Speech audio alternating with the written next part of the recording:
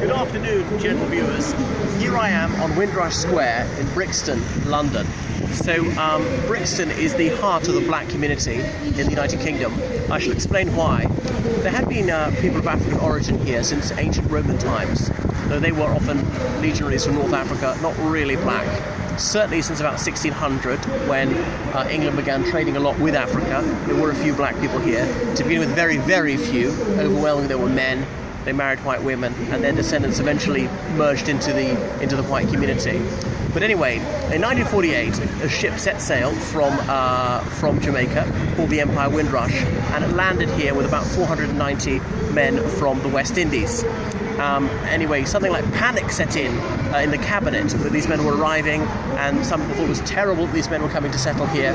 They had the absolute right to live in the United Kingdom because Jamaica was then a British colony, and people from any Commonwealth country could come and live in the UK at the time. The United Kingdom was experiencing labour shortages after the Second World War. Reconstruction was needed. There was conscription, as in every young man had spent 2 years in the military. But anyway, these men from various Caribbean countries, they were first accommodated in a former bomb shelter on Clapham Common, and the nearest employment office to Clapham Common was just over there, that street there on the corner. If you turn right, that's Cold Harbour Lane. So these men would walk to the employment office and they found work through that. So more and more people from the West Indies came settling here. They're known as the Windrush generation, those people who arrived in 1948 and for about 20 years afterwards. Unfortunately, there was a very deep-seated anti-black prejudice in the UK. Not every white person was racist, and some people's racism was milder than others. But there was certainly severe prejudice, and some men were physically attacked, and black people who turned up to church were sometimes told not to come in there. There was no law against racial discrimination in employment or housing at the time. That was only addressed by various acts of parliament in the 60s and 70s. But anyway, there was chain migration, there was certain safety in numbers, and that's why Brixton became the centre of the black community in the United Kingdom.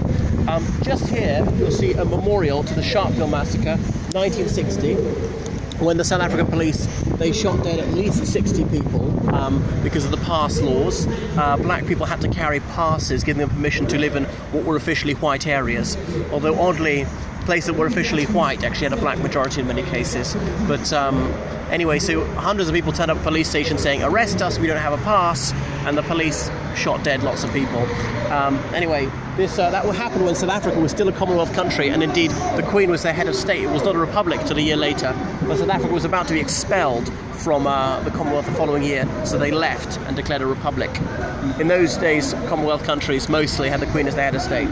And you'll see it was unveiled by Sonny Ramphal, who was the Secretary General of the Commonwealth when this was unveiled, former Prime Minister of Guyana. So here we are on Windrush Square, so named to honour the Windrush generation who come here. It was given that name in 1998, the Golden Jubilee of the first large-scale arrival of black people in the UK. And perhaps over here you can see there's that pale triangle with a black small dark grey obelisk in front of it, and that's a war memorial to all the people from various African countries, from various countries in the West Indies who volunteered for the British Empire forces in the First World War, the Second World War, and so forth. So to honour their valour, their contribution to the UK, and so the United Kingdom must remember its debt of gratitude to those who laid down their lives to help this country.